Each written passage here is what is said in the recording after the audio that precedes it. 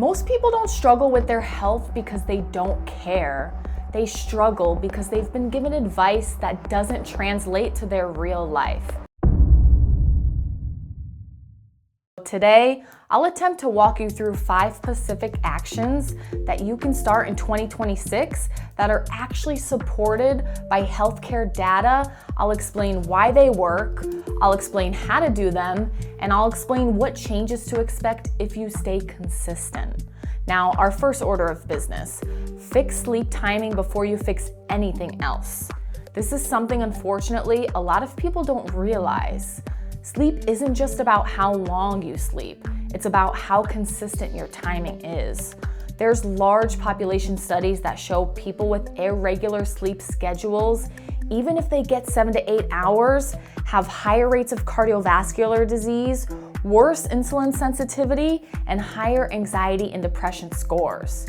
This is because your circadian rhythm controls hormones like cortisol, insulin, and melatonin. In real life, this would look like someone going to bed at, let's say, 11 p.m. during the week, and then 1 to 2 a.m. on the weekends. On paper, they're sleeping enough, but biologically, their system never stabilizes. Here are some specific actions you can take in 2026. I want you to pick a bedtime and a wake time within a 60-minute window. Do this at least 5 nights per week. There's no need to chase perfection. We're just aiming for repeatability. You can expect better morning energy and focus in just 7 to 10 days, improved mood and stress tolerance in about 3 to 4 weeks, and measurable improvements in blood sugar and blood pressure markers in 6 to 8 weeks. Sleep doesn't just restore your body, it determines how well you respond to everything else you try to do in life. The next action that is so important to emphasize is to eat enough protein. We want to stabilize our energy. Protein gets framed as this fitness and aesthetic thing, but clinically, it's an energy regulation tool. Low protein intake is associated with increased fatigue, muscle loss, which accelerates after age 30, and larger blood sugar swings after meals. Muscle tissue is one of those things which is your largest glucose sinks, and ultimately, less muscle leads to worse metabolic control. I want to give you some specific evidence based on recommendations that you can start following today. I want you to try eating about 20 to 40 grams of protein per meal, or roughly 0.7 to 0.9 grams per pound of lean body mass per day. Here's a real-life example for context. Say we have Miss Susie. Susie skips breakfast or only had coffee and a carb-heavy snack. By mid-morning, she experiences a huge energy crash.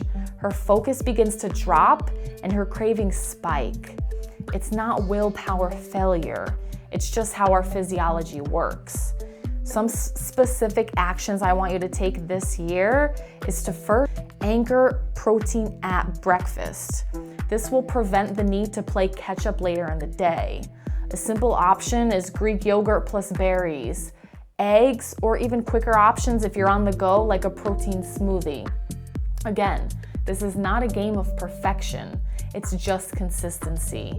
In 3 to 7 days, you should experience fewer crashes and fewer cravings. In 2 to 4 weeks, you should start to notice better recovery and stability. And in 2 to 3 months, you'll start to see improved body composition and metabolic markers. Our third action: strength training for compounding, not exhaustion. Steps are good, right? But steps don't protect you from muscle loss, insulin resistance, or bone density decline. Data consistently shows that loss of muscle mass is associated with increased fall risk, worse glucose control, and higher mortality with aging. So what does strength training actually do? It teaches your body to adapt to stress. That adaptation doesn't come from random workouts. It comes from something called progressive overloading. So I want you to try strength training just 2 to 3 times per week. Focus on basic movements like squats or leg presses, push maneuvers like push-ups or bench presses, depending on what equipment you have available, and pull maneuvers like rows or pull downs. It's important to try to increase weight, reps or your control even so slightly every 1 to 2 weeks. If you've been using the same weights for months, your body has no reason to change. Even adding 5 pounds or 1 extra rep per set is enough to trigger adaptation in your body. You can probably expect noticeable strength gains in 2 to 3 weeks, better glucose control and confidence in 6 to 8 weeks, and meaningful changes in muscle mass and resilience in 3 to 6 months. This also trains patience and delayed gratification. These are skills that transfer well beyond the gym. And our fourth tactic is to build cardiovascular fitness. We're building it for stress tolerance. It's important to understand that cardio isn't just about endurance. It's about how your nervous system handles stress. Better cardiovascular fitness is linked to lower resting heart rate, improved blood pressure, and reduced anxiety symptoms. Our most recent evidence-based guidelines recommend 150 minutes per week of moderate activity or 75 minutes per week of more vigorous activity. This will look like 30 minutes of brisk walking, cycling, or even incline treadmill 5 days per week, and an optional 1 short, higher intensity session if appropriate and safe. You can expect better stamina and mental clarity in just 2 to 3 weeks. You'll see improved stress tolerance in 6 to 8 weeks and measurable heart health improvements in as little as 3 months. Cardio just doesn't make life easier. It makes you more capable of handling it. And last but not least, stop treating medications, supplements, and habits separately. One of the biggest problems in healthcare is fragmentation. People take medications, supplements, sleep habits, and exercise routines as if they exist in this isolation. In simple words, they don't. In clinical practice, we see medications that affect exercise tolerance, supplements interfering with absorption, and poor sleep worsening side effects. So I want you to start by reviewing everything together at least once per year, just once, with either your pharmacist or your doctor, and ask, is this still necessary?